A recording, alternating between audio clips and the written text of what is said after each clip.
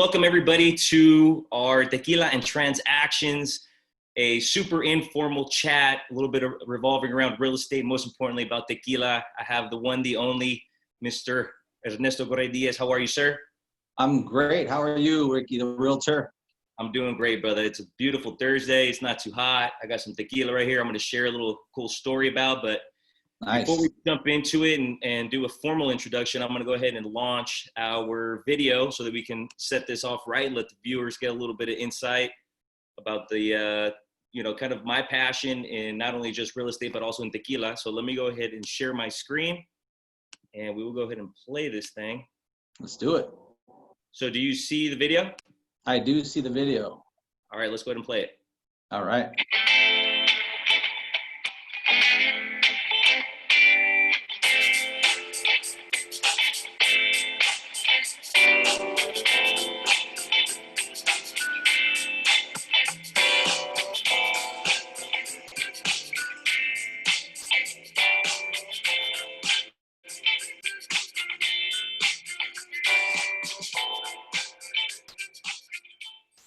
All right.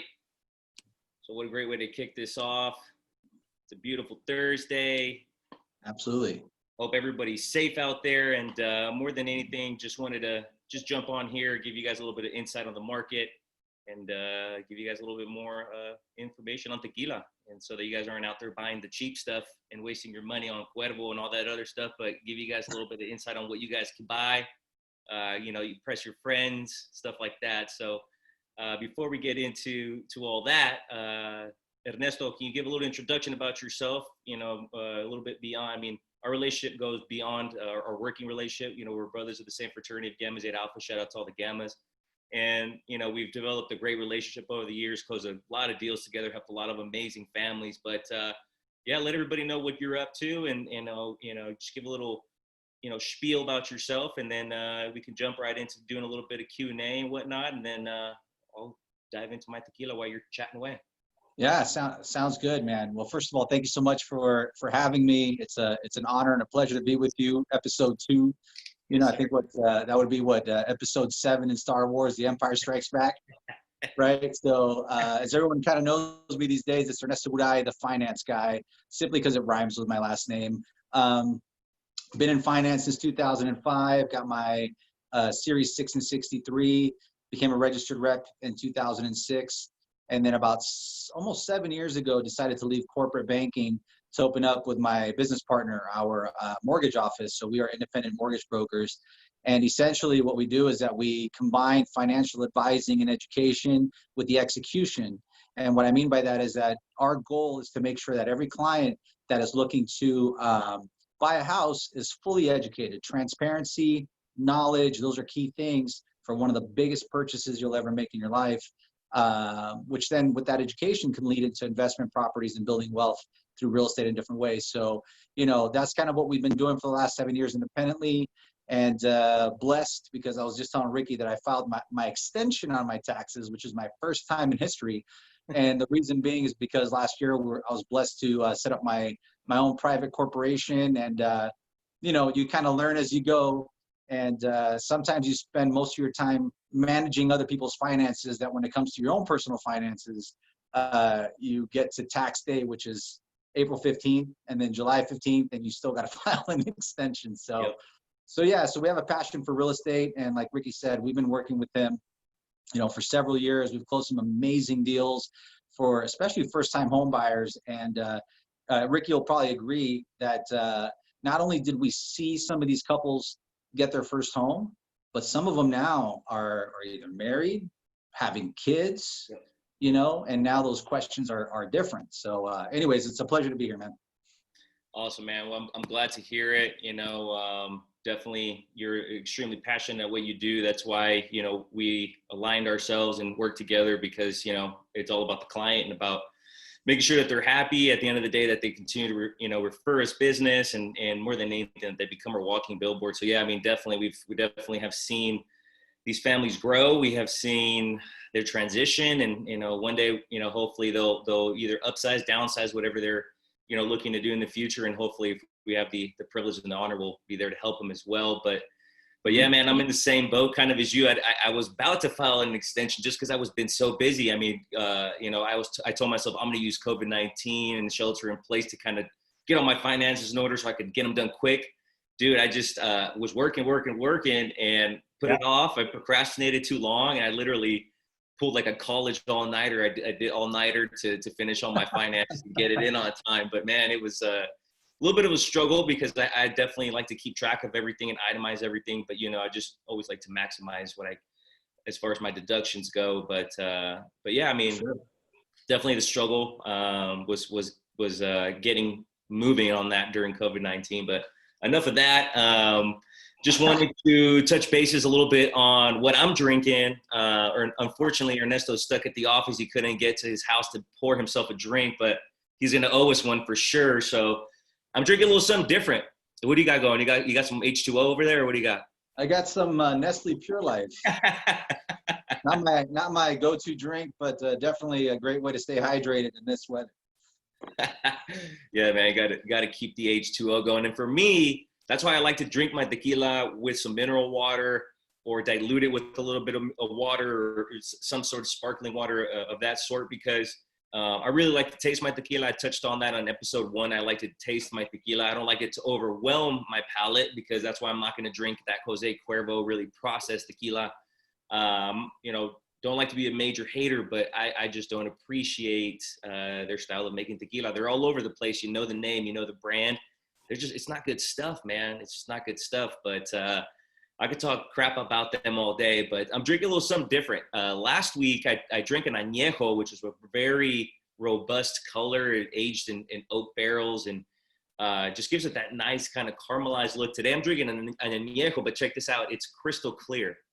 Oh, wow. That's amazing. Crystal clear.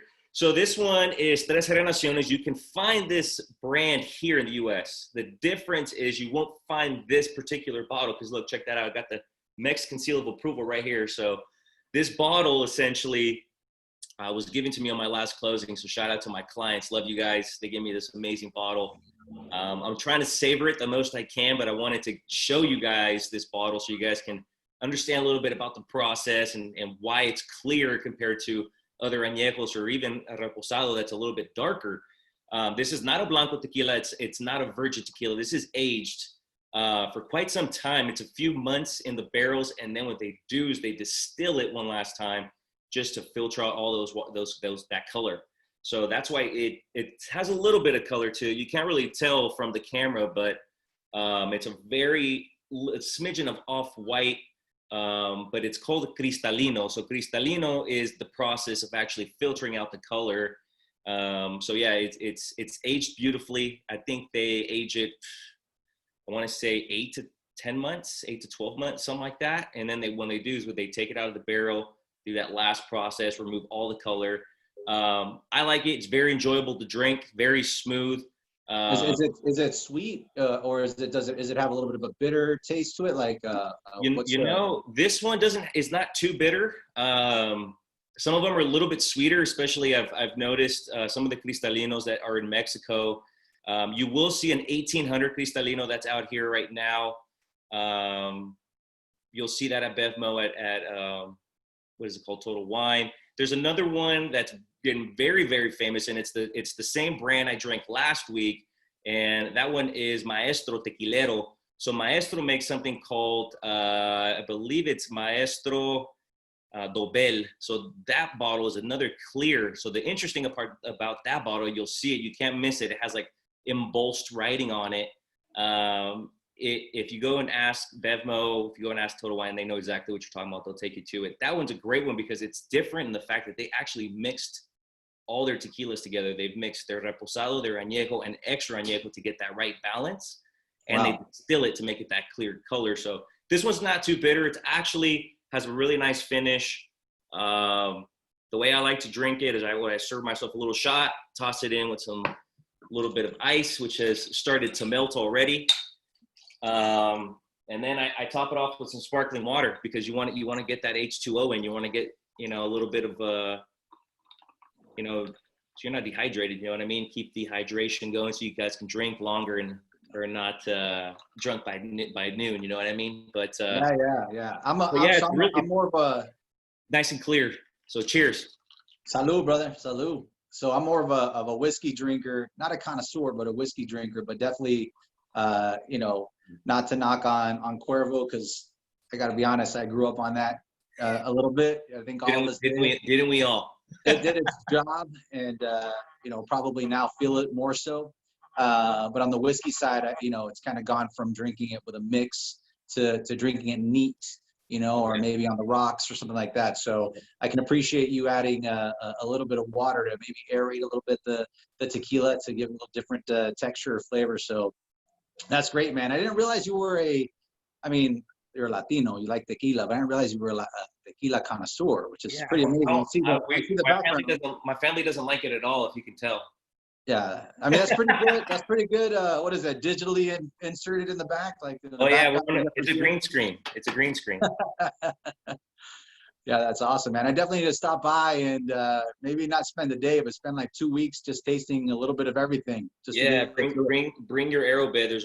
We'll have a corner for you. So.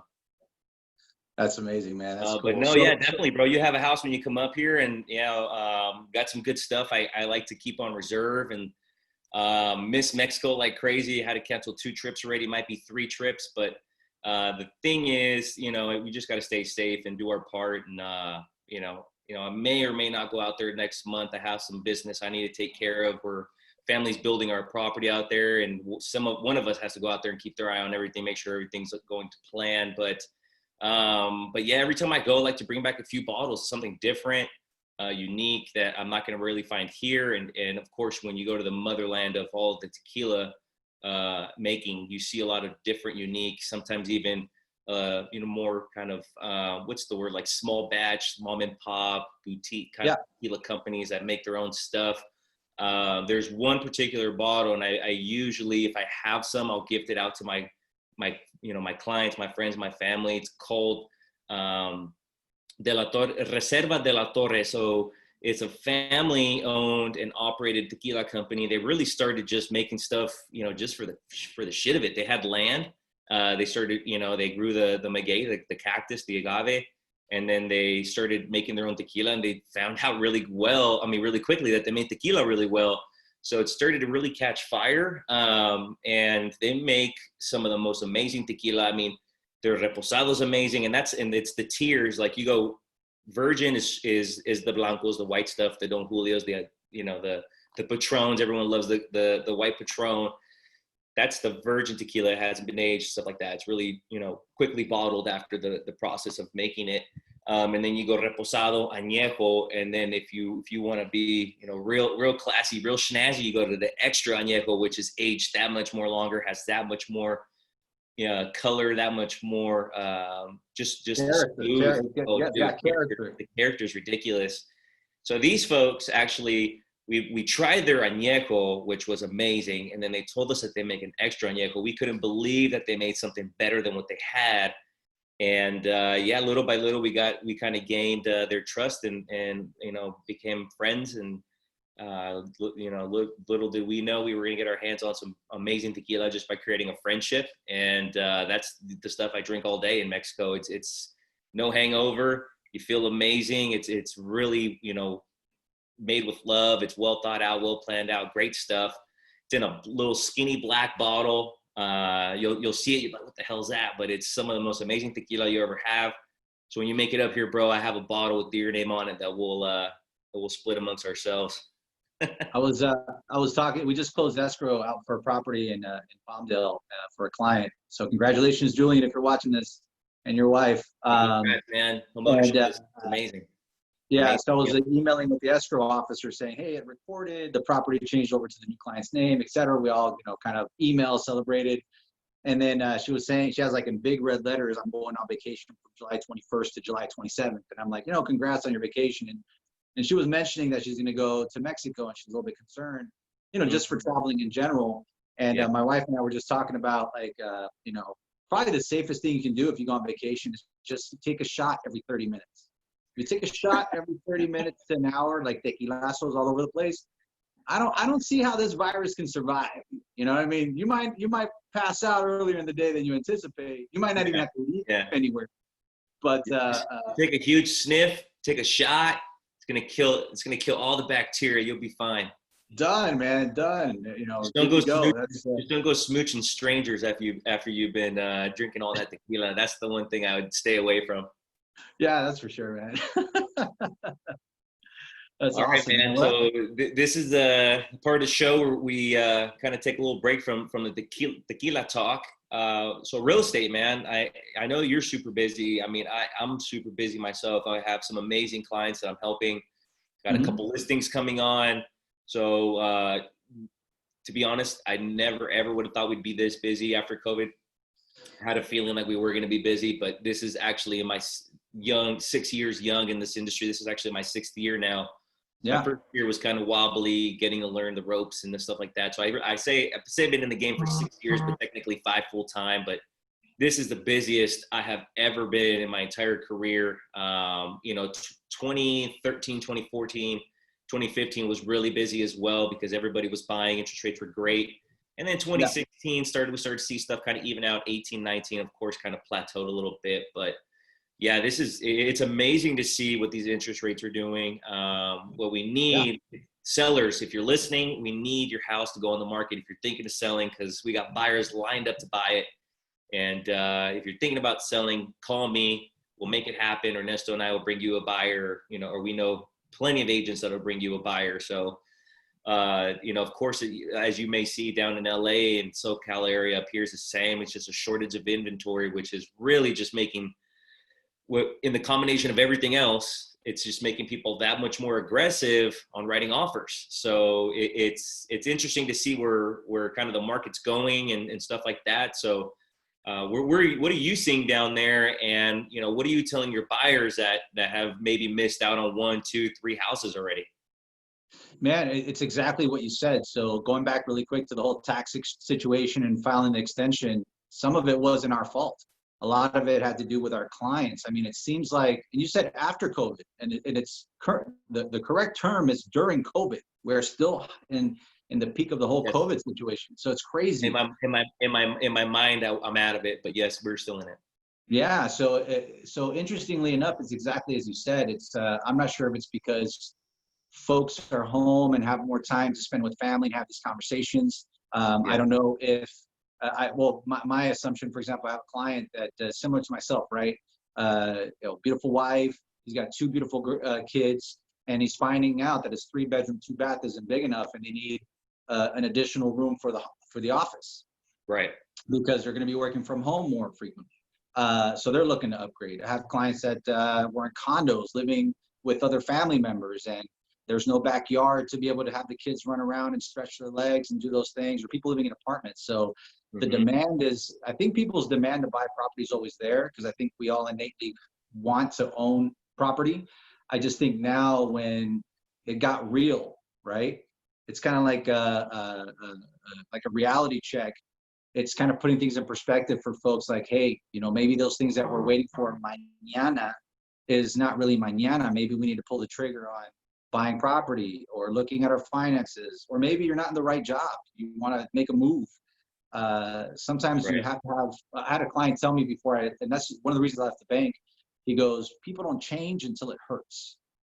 And I'm not saying it's hurting everyone, but I'm saying that I think part of it is that. I think people are reaching out to find out if they qualify or there's offers, because they know that they could achieve more, and this could be the catalyst to do that.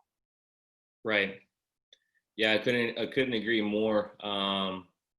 And I think that it's that. I think it's maybe the fear of also having to stay in the same living situation for another few months. If in fact it gets a lot more worse than what we're in now, and people just don't start giving a shit and start wearing their mask and thinking about others than just themselves, I think that is when we're going to kind of flip this all around and be able to really nip this thing. Because I mean, we were making all this progress, and then as soon as people saw progress, they're like, I'm out. I'm going to go on the beach. I'm going to go hang out with friends. I'm going to go hang out with grandma and grandpa, go do this, go do that. It's like, dude, slow down. You know what I mean? Slow down. They didn't unleash the hounds or didn't say like it's time to go and party. They literally said, hey, we're gonna start opening things up again to kind of get things back to normal. People saw that as like green light, like let's do it, like let's go out, let's do this, let's do that. So I think that had a lot to do with it. And then you have folks who are seeing this and I'm like, shit, like there's no way I'm going to live in this 1-bedroom studio for another 6 months like this. I need to get out. I can afford a house. You know, I'm making good money. My job's pretty secure. I got money saved up. People really haven't been spending too much. What the hell are you spending on? You can't go to the movies. You can't go out to dinner that much unless you're ordering out a lot. But Right. you really can't, you're not spending a whole lot of money. People aren't going anywhere. So I think a lot of people are saving more money, which is great. People have that extra little bit of cushion. And you know, now they're just faced with that reality check. Like, is this really going to be sustainable for me for these next couple of months? Or do I need to get the hell out of here and go find something bigger? Or find something with that extra, you know, room for my office, or, you know, to work from home, because my wife also works from home and we can't be working in the same studio. It's Right. like, you know, it gets a little bit of, it just gets a little bit, you know, sticky in that regard, because now you're over trying to do your work while you're overhearing your wife and whatnot, or your partner. And so it's, I think, a reality check for a lot of people. I've never, ever had the beginning of a conversation and for my buyers ever be like, our number one priority, Ricky, is a backyard, a pool, or an extra bedroom or loft for an office. Never. It was always been, I want open concept. I want a big kitchen. I want, you know, great schools. I mean, of course, that's always in the conversation, but the number one priority right now for sure is recreation, living, just extra space. People don't want to be in the congested city anymore. People move into burbs. People move into the suburbs. People want to be in more rural settings. They want to be able to go hiking. If, you know, if they have to be at home, they at least have an area where they can go hike, go to the park with their kids, maybe have a picnic, or maybe they have a pool in their backyard that they can, you know, chill and barbecue every day and just kind of have a little bit of normalcy. But it's crazy, man, because everybody kind of wants the same thing, and there's just not enough for everybody to go around. So what are you telling, you know, your buyers who are getting a little bit worried? I mean, do you have some clients who maybe have been writing offers and they're just not hitting that sweet spot, or what are you seeing right now in that regard?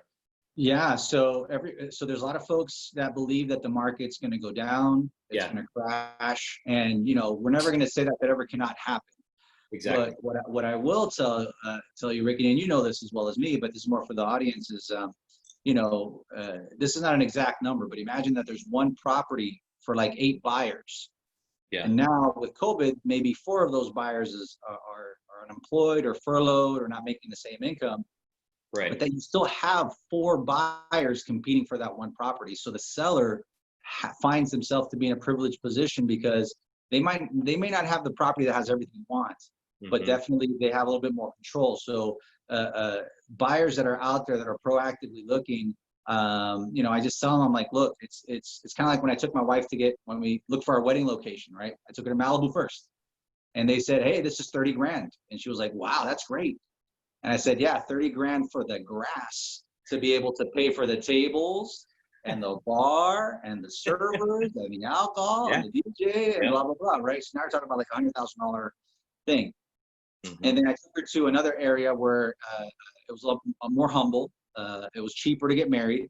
And she was like, no, maybe that's not my style, right? So I took her to a really high-end place, took her to a low-end place, and we met kind of in the middle. So the same thing happens with buyers. I try to set the expectation and reality for them that, you know, they're going to go out shopping, they're going to look for property. We're likely not going to find anything perfect. But what we are going to find is a happy median for all the things that you want. So there's going to be a give and take. You might find things you didn't expect. You might not get things you wanted. So in the conversation for buyers, it's just that. It's right now the demand is pent up because everyone's been wanting to buy. Exactly. They took it away. It's kind of like in sales, right? They say, take away the sale and then the client's going to want it more. So now they took it away with COVID. You can't leave. You can't buy now because it's COVID. And most people are like, well, now I want it because you said I can't have it. And the third thing is just getting prepared. And my advice to those buyers is not only the reality of buying, but get prepared. Talk to some professionals. Talk to a Ricky. You know, wherever you were located, talk to a Ricky. Talk to an Ernesto. Have someone answer those questions from a professional perspective, because we're here to serve you. And then maybe, nobody get offended, but don't listen to your neighbors. Don't listen to your neighbors.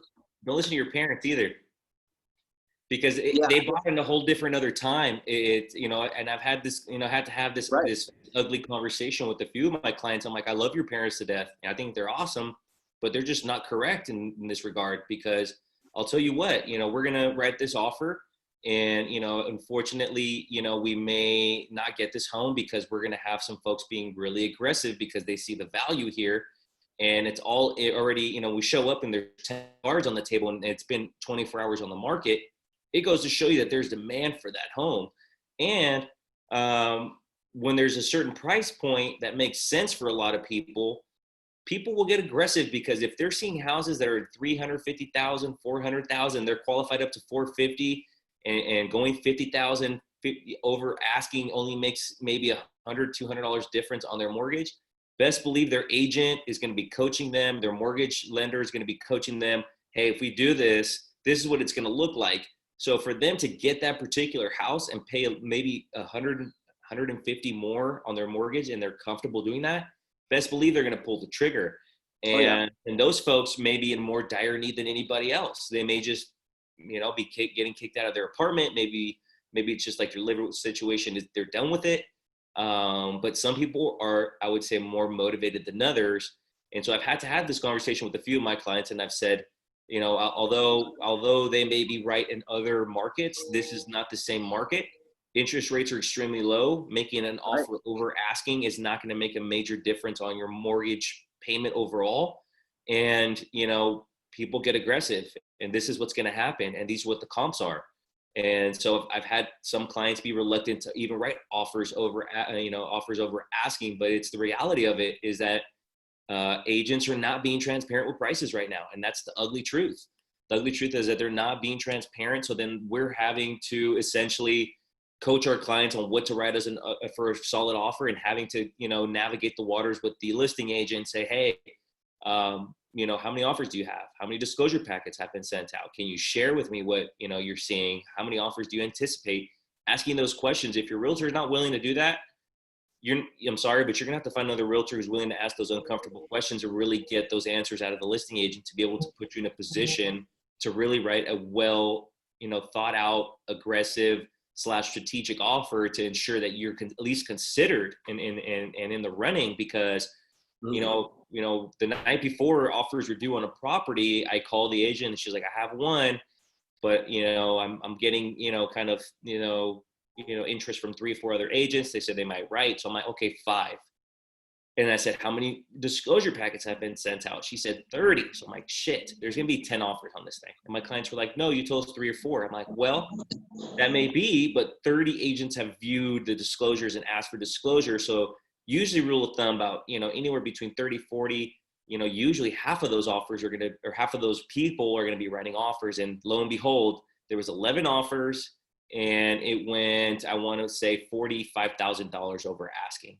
Wow. And, and I had an idea that was going to happen, but, for my clients, it didn't make sense at that price point, at that, going up that high. So it's fine. We'll find the next one. And I'm telling a lot of my clients too, for all you buyers out there who maybe you're working with an agent, I mean, it's not your agent's fault. There's not much inventory out there.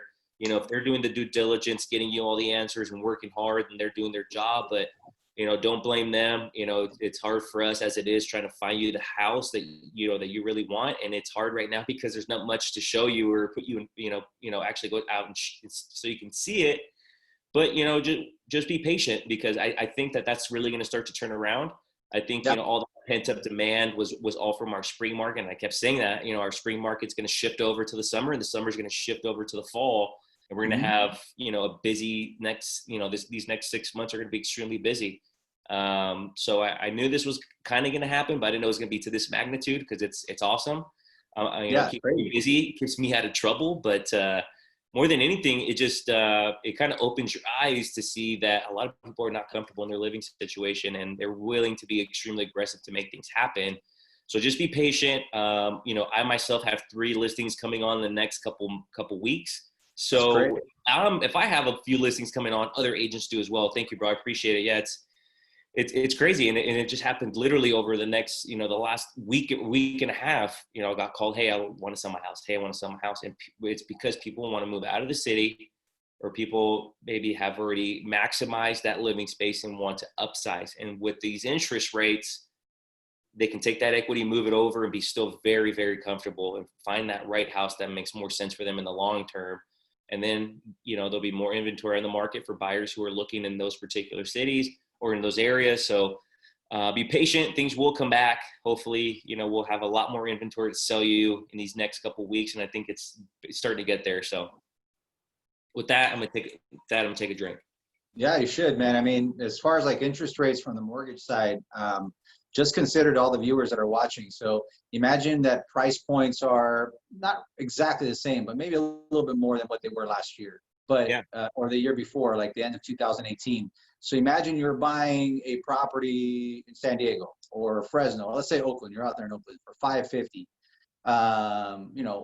You could have had a rate in the high fours. Mm-hmm. And that was FHA, which is the lowest rate that's technically out there. And now you're looking at rates in the low threes or even below 3, depending on your down payment, credit, and a couple things like that. So if you're going to be getting the same house that you could have gotten in the beginning of 2019 for 1% cheaper, which is probably like $150 difference on your payment, I mean, something's got to give, right? So is it going to be the prices? Is it going to be the interest rates? Is it going to be both? And right now, it's the rates. One of the conversations I had recently, and I have so many times, is I'll have a buyer that says, you know what, I think the market's going to go down like 25, 30 grand. It's like, okay, so when's that going to happen? Next year. Okay, cool. So you're renting right now. Yeah. So how much are you paying in rent? Let's say 2,000, make it easy. Yeah. You're going to wait 12 months for the Mm-hmm. house prices to go down 25 grand. And you're going to pay somebody else's mortgage through rent for $2,000 a month for 12 months. It's nonsensical. You know what I mean? It's all about perspective. So it's a great time. And I think a lot of folks that own homes are looking to upgrade. Great time to list. People that are looking to buy their first home, they might even be buying homes that already have been renovated, that already have been remodeled by the previous owner. You know what I mean? So there's going to be a lot of positive movement coming up, and the momentum is fantastic. It's just that, are you going to be part of the wave if you're looking to buy, or are you just going to wait for the right moment? And it's kind of like playing poker, right? You have to, depending on who you are at the table, you have to put money in, right? You're ante. So if you keep putting the ante and folding, at some point you're depleting all the assets you have. So when the pair of aces shows up when you're playing Hold'em, you might not have the stack you wanted to play against the big stack, right? So sometimes waiting isn't the best strategy, but it's still a strategy. It's just talking to folks to kind of get educated on that part is what I think people are missing as far as the puzzle. Yeah, I agree. I agree, brother, in that regard.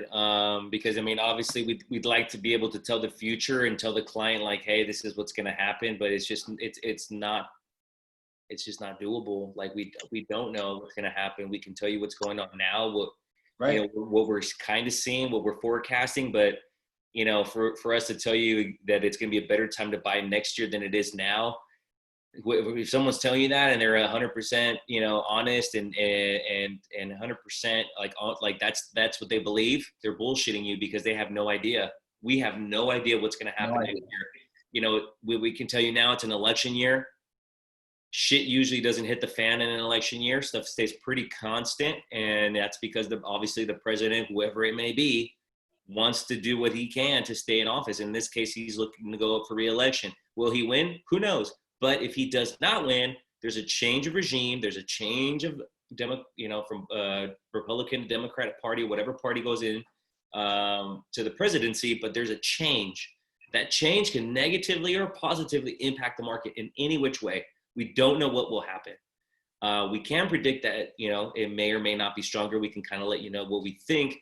But if someone's telling you this is what's going to happen next year and they're trying to feed you into this hole, it's conspiracy. It's not true. We can't tell you exactly what's going to happen. Interest rates are trending downward. They cannot go to zero. They won't go to zero. So the only way for them to go anywhere but where they're going is up eventually. So eventually they will start to trend back upward. So do we know when that's going to happen? Not really, but is it going to happen now? Not so much. Like I said, things really stay kind of constant during an election year. So next year we might see them start to trickle back upward. And if you're one of those people who's very, and I'm not saying that you're wrong or that you're right, but if you believe in the fact that next year's gonna be a better time to buy because of X, Y, Z, and you're paying rent like Ernesto's saying, and you're literally going to be throwing away that money that you could be ultimately putting towards a down payment or saving towards a down payment or what have you, it may not be the best thing for you. It may not be the best thing for you and your family to wait, because who knows where the market will be, who knows where interest rates will be, and your affordability will reflect in where the interest rate goes. So if the interest rate continues to go up, that $600,000 house you probably could have afforded now, it's probably gonna look more closer to 550 in the future, because the interest rate's not gonna allow you to buy that particular home. So you're gonna be able to get a little bit less home. Yeah, of course, you're not gonna be spending that much more, and maybe you might get a little bit more of a bargain. But where's that interest rate's gonna be? And the fact that if you're not buying now and you're not starting, to put, build equity or build sweat equity or whatever your endeavors are. If you're looking for a fixer, you're looking for something more modern. Whatever you're looking for, if you're not starting now and you're not starting to invest that money now and actually pay down that payment and start making some equity, or building some equity, I should say, then it's what you could be doing now and you're waiting off to put in the future. You're going to build more wealth now. You're going to build more wealth now. And the reason why I say that is because you're going to get a better interest rate now. You're going to get into that house. You're going to start paying down that payment and look at it as like a little savings account on the side. You know what I mean? You have that equity already built in wherever down payment you put in. As long as you continue to pay down that payment and keep your payments on time. If you can pay more towards principal, do that. Make sure you talk to your mortgage lender, talk to me or anybody else, before you start doing that. Make sure you structure it correctly. But if you're able to continue to pay down that payment, if sales keep going up the way we think they're going to go, and your neighbors continue to sell their homes for a lot higher, you're going to build more equity. You're going to start building more money now versus later. And who knows if you're able to still afford that home later. So, there's different ways to think about it, look at it. But, I always tell my clients, if you can do it now and it makes sense now, then don't wait, because there's an opportunity. There's a window of opportunity for you. And I've had clients, even folks who are not working with me call me and say, hey man, who I know within my family or my network that, I may not be helping them on a transaction. They're out of the area, what have you. How do people call me in confidence, ask me, do you think this is a good decision? Should I wait? Family, friends, my parents have been telling me the market's going to crash. Should I wait? Should I pull out? And my question to them is, I always ask them questions. I'm like, well, I understand that. I know your fear. I mean, there's always a fear of, losing your house, losing your job, stuff like that, not being able to pay it. But my question to them is, do they love the home? Yes, we love the home. Can you afford it? Yes, I can afford it. Are you still able to, do you still have the same kind of financial freedom? Still kind of, are you not putting yourself in a situation where you're not going to be able to, maintain your same, lifestyle? And they're like, no, actually, everything's going to be fine. Actually, I'm actually going to save money. Okay, great. And then my last question to them is, do you have any fear of losing your job? And they're like, well, yeah, kind of, but, I'm pretty secure, been there for X amount of years, et cetera, et cetera. And I think I told them, I'm not even going to answer your question because you answered it yourself. Right. You love the house, you can pay it. You're probably not going to lose your job.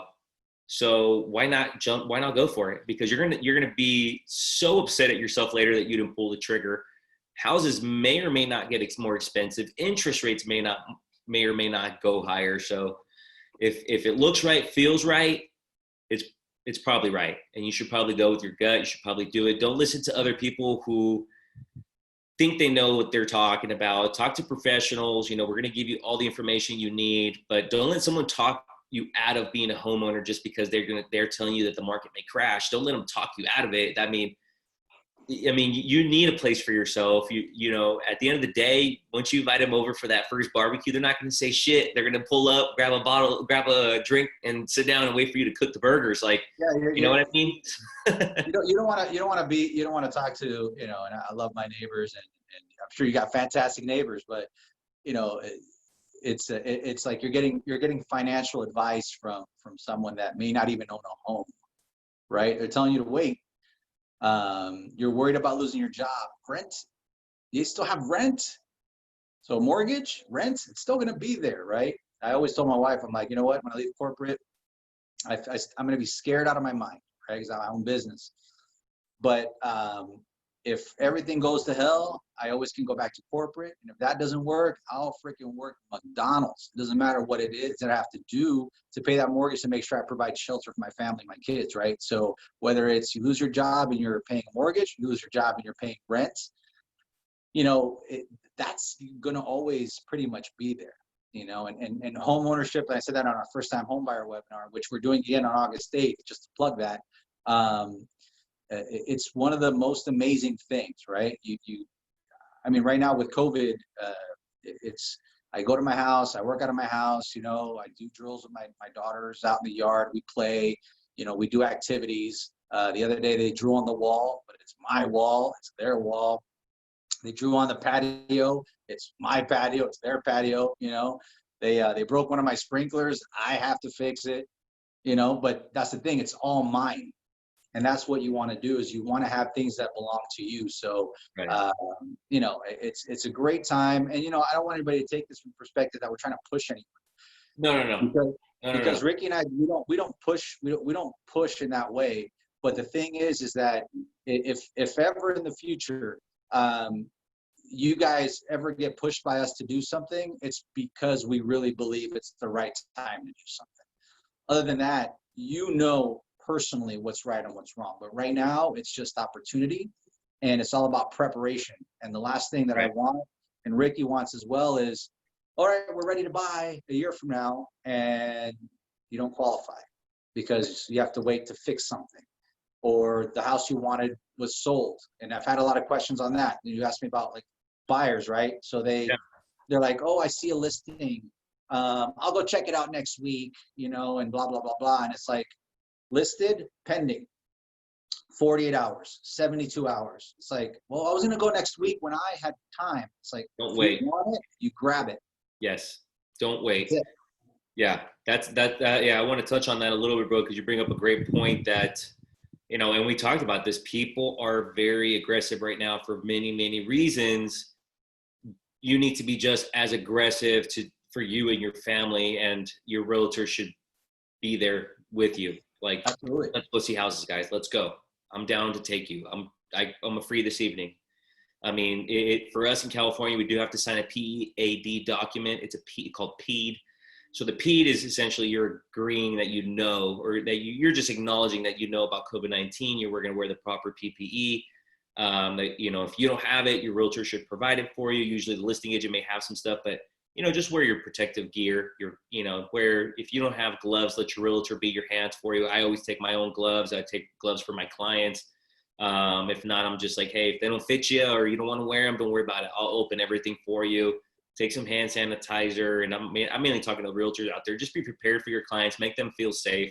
But go out and see homes. Go out and see them. I mean, although, realtors can be creative, like myself. I'm going to do all kinds of photos and Matterport and do 3D and this and that. There's nothing compared to actually going out and getting a feel for that place. Nothing. You can see millions of photos. You can actually, if you want, watch it, go through it virtually, whatever you want to do. There's nothing like going and getting a feel for it. You actually want to go see the neighborhood, see the curb appeal, feel it, understand it, be able to appreciate it. You'll know when you walk in through those doors, if you could picture you, your partner, your family, whoever's going to be living with you, if you can picture your family there or you living there, it makes sense. So, you know, like I said, there's nothing better than going out and getting a feel for it. Make sure your realtor takes you, sends you comparable sales, gets you the disclosures. So, you know, everything about that home before you actually show up. And then when you're there, you know, at that point, it's like you either fall in love with it or you don't. So you'll know right away. And they say it's usually between the first 15, 20 seconds of walking into a property, you'll get that touchy feeling. So if you don't love it, move on to the next one. But don't wait, because then you'll also, you know, it'll put you in a bad mood, because like, man, these people are just being aggressive, or, you know, I really like that house, I never got to see it. You know, try to make time. Your realtor should make time for you. They should be flexible, but you also have to be flexible and be willing to, you know, go out and see some homes. You have to, because like I said, you don't want to just jump into it, write an offer and not actually see it. You got to walk it, feel it, you know. I always compare it to dating. I always compare it to dating. You know, hopefully I'm better looking in person than I am on Zoom and on Instagram and all that stuff, right? So maybe at first glance you see me on Instagram, like, hey, he's okay, he's a 5. You see me in person, he's a 12, right? I'm a 12. But the same thing happens with real estate, guys, is that it's all angles, it's color, it's picture, it's filters. You know, you just don't know. It's like kind of how Ricky explained it, is like when you go on the first date with someone, you don't base your final judgment on the picture. You actually, you know, you go somewhere, you talk, you look, you know, there's just a sense. And the first 15 to 20 seconds, you have the vibe of whether you want to be there or not. Not if you want to marry the person, right? Not if you want to marry the house, but exactly. You definitely have to experience it. There's a couple of folks that I've spoken to that they've wanted to make offers because they've had the virtual, you know, a tour, and then it turns out that when they go physically to see the spot, it's not what they wanted, and that's okay. And that's okay. That's the whole part of it. This is all about, again, dating the property, dating the neighborhood, seeing what it is, and the property will speak to you if it's something worth making an offer. What I tell folks though is don't fall in love. Don't fall in love yet. Okay, you got to date a couple times before you fall in love with it. So, yeah. We're there's some checkpoints along the way, and we don't always see everything with the naked eye. And, you know, us realtors, we do get paid the big bucks to sell the house. So best believe we're going to be extremely creative with marketing to have you fall in love with it before you see it. It's all a marketing scheme, guys. Remember, we get paid the big bucks to do this. And, you know, we definitely have a lot of technology and a lot of, you know, amazing, you know, platforms to make it, you know, a lot more desirable on whether you're viewing it online, on your phone, what have you. So just remember that, you know, nothing's better than seeing it, but like, you know, also to Ernesto's point, you know, poker face, you know, this is business. We're trying to get you the best house at the best possible price and negotiate for any necessary repairs on the buyer end. Because obviously we don't know what the foundation looks like. We don't know what plumbing looks like. We don't know what the sewer line looks like or the roof or anything. We could see it from the outside, but do we actually understand and know what it is and be able to actually get a good feel for it and understand it? Not really until you do inspections. So just be, you know, it's business. Like I said, you know, I will always tell my clients, I know you guys love it, but just remember, we have to do certain, you know, we have certain contingencies we need to do before we actually get to place. And even after we do all the negotiation for any repairs or what have you, the big checkpoint is appraisal. That house has to appraise, which we're not seeing too much trouble. Houses, I mean, there's so much, you know, sales, and we're going around in every neighborhood that, you know, they're supporting sales that we're not going to have much trouble with that house appraising. But, you know, inspections are key. You know, we don't want to put your family in a position where the house is going to have all these, you know, repairs that need to be done, you know, and if the seller doesn't want to help out and just put it all on the buyer, then we don't want to put you in a money pit where you're just going to have to be, you know, doing work on it every day. So, you know, our job is to make sure that we negotiate that kind of stuff, make sure that you're happy with what we negotiate for, and ultimately reach your goals. So you feel comfortable buying that house, and that you don't feel like you're taking on an obligation that's going to continue to bring you, you know, a lot of headaches and a lot of, you know, repairs and all that stuff. So of course we're going to do our due diligence. We're going to research the crap out of the house from top to bottom. We're going to look everywhere to make sure everything's in solid shape. And so just always make sure that that you and your agent, or, you know, that you guys are scheduling the proper inspections and actually going to them. I always recommend going, because you always want to hear from the inspector's mouth what's going on, because you're going to get a 30, 40 page report and you're like, oh shit, what the hell is this? And it's going to be a little overwhelming. So it's better that you go ask questions to the inspector, do your home, do your termite, do your roof, and then whatever county you're in, make sure you do a sewer. And then any other inspections you'd like, but just make sure you really understand that property before buying it, because you don't want any surprises to come back and bite you later. And for us as realtors and loan officers, I'm speak for you, bro. At this point, we don't want you to be unhappy. We don't want you to have to be in that situation. So Yeah, no, absolutely, man. And that's why we exist. That's why you exist. You always do a fantastic job. I mean, every deal we've ever done, it's Thank uh you. Appreciate it, it's brother. always it's always complicated, right? Because it's for a client, it should be A to Z in a straight line, and it's for us and our team to make things to be as linear as possible. And I know Yeah. you've had a lot of success in helping clients get some really fantastic deals. And I think ultimately, like I think our partnership a lot of times is you want to make sure that when you do get your realtor, you do get your lender, make sure they're a team, Yeah. because the last thing you want is your team not communicating or your team miscommunicating. And that's a huge piece of the puzzle, because I don't know how many times I've come across folks, and like anything, there's a bell curve. There's fantastic people, people on the lower end, people in the middle. And the last thing you want is your realtor not being the pit bull that you need him or her to be, to Right. ask the hard questions, to confront a situation, a challenge that comes up, to negotiate, not thinking I'm going to negotiate to lose, I'm going to negotiate to win, or at Right. least to break even, right? Because at the end of the day, it should be a fair transaction on both sides, you know? So definitely it's real estate's an adventure, and every transaction has its own story. Yeah. Yeah. Nothing's ever perfect. We'll encounter some speed bumps. I always tell my clients it's gonna be like a little bit of a roller coaster. It might start off smooth, might hit a little turn, might do a little loop-de-loop, who knows? But at the end of the day, we're gonna get to the finish line. You're gonna walk away, and you're gonna look back and be like, damn, that was an amazing experience. You're gonna be extremely gratified that you made it happen. And hopefully, at the end of the day, we made you extremely happy after giving you the keys to your home and buying you some nice gifts and whatnot, that you're more than happy to refer us to your family and your friends. I got one question that popped up on the chat. Oh no. Should have drank more Duplexes. tequila. Oh, this is a Ricky question. Don't worry about it. Oh, okay. Got it. Cool.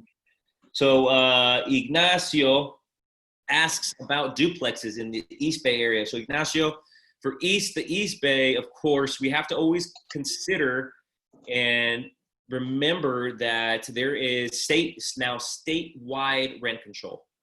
We voted against it, but Gavin Newsom said he didn't care. He imposed it. He made it happen anyway. So there is statewide rent control. So for single family residents, it does not, it doesn't affect single family residents. Like, you don't have to really have just cause. You can kick people out after 6 months, after a year, whatever, as long as you give them proper notice. If you're actually renting a duplex, triplex, fourplex, and they're actual apartment units, they're units, not a single family home, the statewide rent control applies. So that's one thing we have to consider.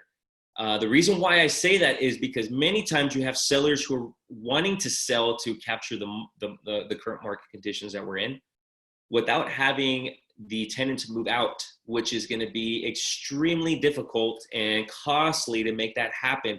Although, yes, you have a just cause if you are buying that property to live in one and rent the other. Yes, you do have just cause. For that to happen overnight, it's going to be extremely difficult because you have to serve that tenant. Even if they've been served, it does not matter. You have to serve them yourself because you're going to be the owner. And you may have to go in front of a judge to state your case if it gets to that point. But one thing to really consider is that you want one of those units to be vacant, because especially if you're, and you could jump in and stop me at any time, bro, when your loan is structured to be owner occupied, you have to owner occupy one of those units as soon as possible. If the lender finds out 60 days, Yep.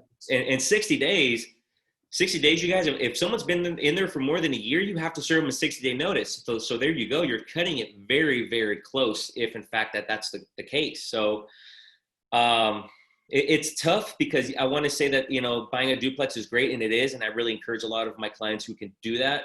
But I would even recommend going and buying a house that has an in-law, because yes, in that regard, it is still 2 units, but you're not going up against rent control. You're not having to kick somebody out of their unit. You're not having to spend money on an attorney to evict people. It just gets very, very costly. If there's an opportunity out there and they're vacant, best believe that there's going to be a lot of investors looking at that property, because they can now go in and charge what they want because the tenants have vacated the property, and they have vacant units, and they can go and ask for whatever rental rate they want as long as somebody's willing to pay that. On the other hand, if they're occupied, you got to get them out.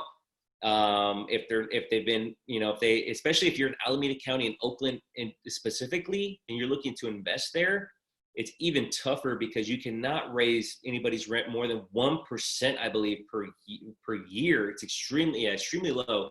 In other counties, I believe it's 5% plus. I think it's 5%, and then I think it's 5% plus CPI. So it comes around 8%, I believe, right now, 8.5%. So which isn't bad. You could still raise people's rent if you are going up against more costs, you have more overhead, what have you. But the trick here is not having vacant units, because like Ernesto said, you have to occupy that in 60 days, and you could get in a lot of trouble with the lender. They may or may not have some repercussions. They may not or may not, can they restructure a loan? Like, if you haven't occupied it and and say, quote unquote, they find out that you have intended to now rent it and it be an investment, what can they do? Because I've heard of some horror stories. Can they actually restructure the loan and make it into a non-owner occupied, or what can they do? They could restructure the loan, and or for example, so let's say for a broker, right, or even banks, what they do is that we initiate the loan and we do it for you, and then those loans are then sold to these like Fannie Mae, Freddie Mac, which are institutions that package these things that sell them as investments for your 401ks. So there's a big thing that happens to them. So sometimes the broker or bank that initiated that loan that sells it to like Fannie or Freddie, they have to buy that back. And there's they have to either restructure the loan or keep it on the books, which most banks and brokers don't want to do that unless you're a jumbo loan, which means you have $500,000 at the bank and you have a relationship with them. So you're right. It could be definitely a horror story if you get caught stating that you're doing an owner-occupied transaction and you're not in there. It could be a big legal problem. Yeah, and that's definitely a big problem for somebody who had anticipated on rent or living there and subsidizing their mortgage with that rent. And now if they're not able to move in, now they don't have a place to live. So it can get really sticky. So just make sure that, you're looking at all those options. If you can find one, it's a great deal, because of course you can live one, rent the other, subsidize your mortgage. But at this point, with ADUs being a lot less strict in California, you're able to pretty much build an ADU on any property as long as it meets the setbacks on the property. I think it just has to be 5 feet from each fence, and I believe you can build up to 1,200 square feet without any really issues. You just gotta go get a permit from the city. But even if you buy a little house and there's room to expand and build an ADU, that's another option too, because you have 2 units on that property. You can rent one, live in the other. So there's different ways to skin the cat. There's different ways to get creative, especially now in real estate. And if folks don't know what ADUs are, they're accessory dwelling units. It's like an in-law unit technically. So it's a lot less strict to build one. But it looks like we're getting close to the end here, bro. Do you have any last minute words? And I'm just going to touch back again. We did talk about some amazing tequila earlier. If you guys missed it, we talked about this Tres Generaciones Cristalino Añejo, which is a distilled añejo. It is not blanco. Although it looks clear, it's an añejo tequila, and it's been distilled, and it's amazing. If you guys can get your hands on this, you're mainly going to see this in Mexico, but if you guys need any tequila recommendations, holler at me. Ones I do recommend that you guys go out and try. For most bang for your buck, go get yourself Centenario Añejo. I believe I have it here somewhere. But Centenario Añejo is one of the best tequilas, about $35. You can find it pretty much everywhere. It's a long, skinny bottle, has an angel on the front. And that one's the most bang for your buck. If you want to try a good Cristalino, which is a distilled kind of clear tequila, go and try the Maestro Dobel. It's the tequila that we tried last week on episode 1, but that was an añejo. But they have a great one called Dobel, and that one's going to have some amazing flavor, and it's also a clear tequila. So just a little bit of the tequila plug right there. If you guys have any questions, holler. I don't just love real estate. I love tequila, and I love everything about it, and more so the culture of it. So, Mr.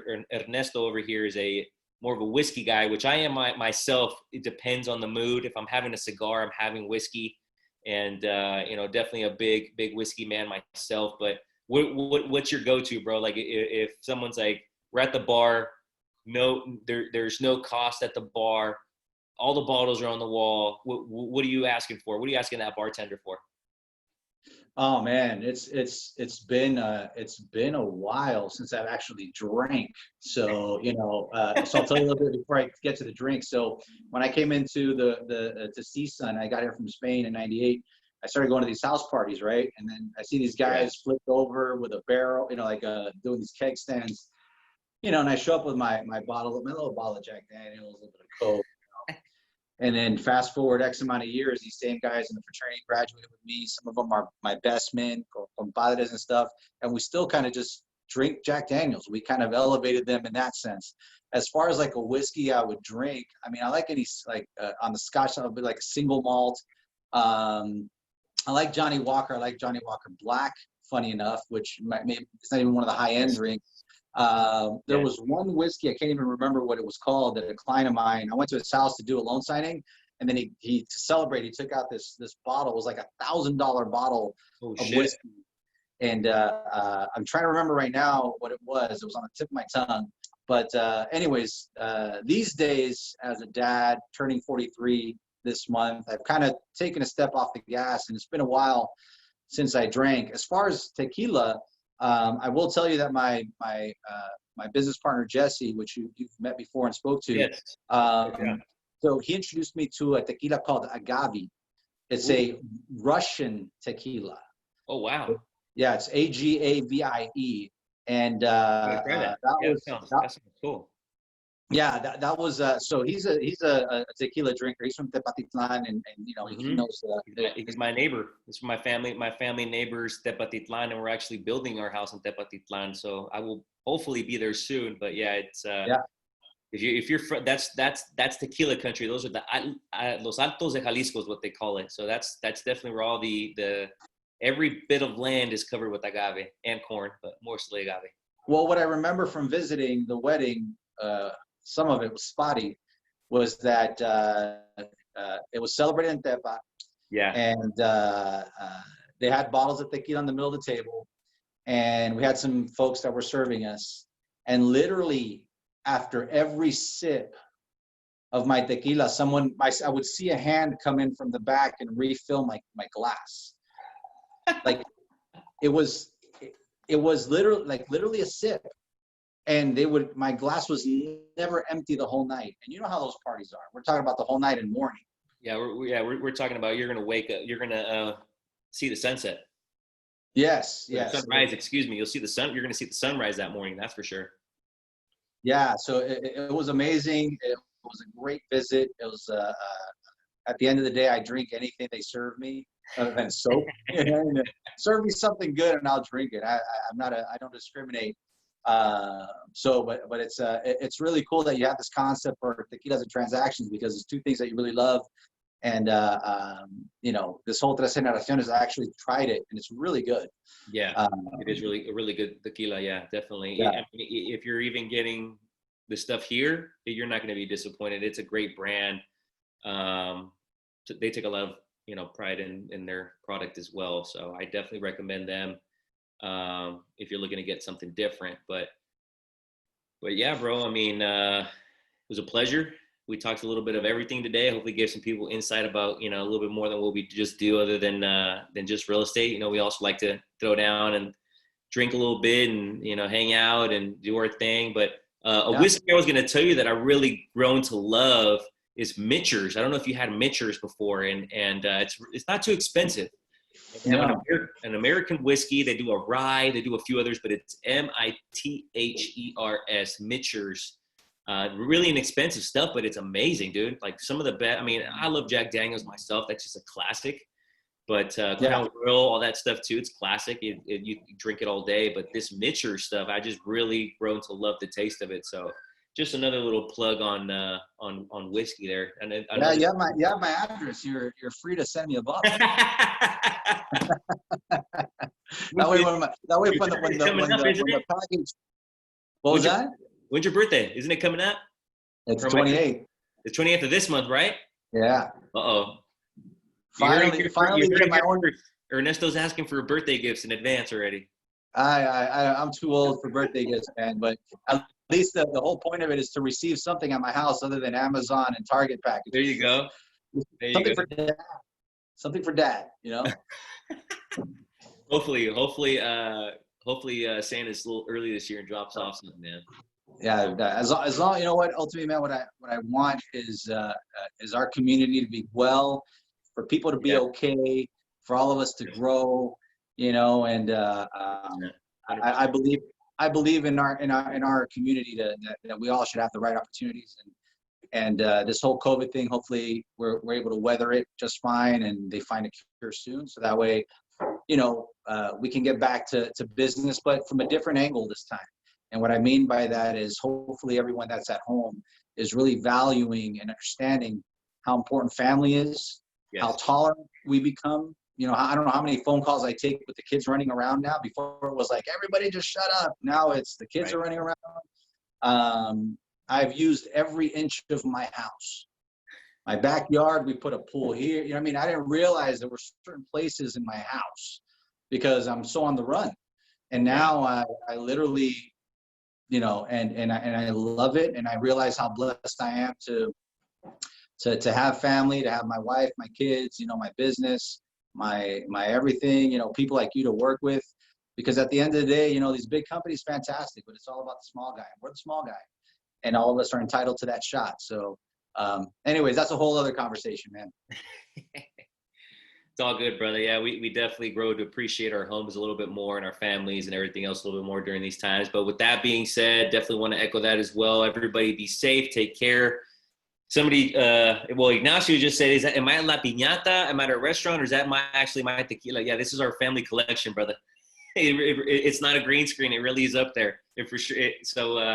Yeah, you guys always have a place. If you guys ever want to come by and taste some tequila, or you guys want to share a bottle, I'm happy to share a bottle, and we'll have a nice conversation. Let me know. We'll set something up. But yeah, with that being said, you guys have it's Thursday. If I don't talk to you guys, have a great weekend. Enjoy it. Beautiful weather probably here and in Southern California. I can already picture it down there. So be safe, well, and think of others. That's the only thing I'm gonna leave us on. Got it, man. Take care of yourself. I'll talk to you soon. Brother. It was a pleasure. Thank you so much for joining us. Episode 2 of Tequila and Transactions. We'll be back here soon with another special guest. Thank you guys so much. Ernesto, pleasure as always, brother. Bye-bye. All right, man. Take care. You too.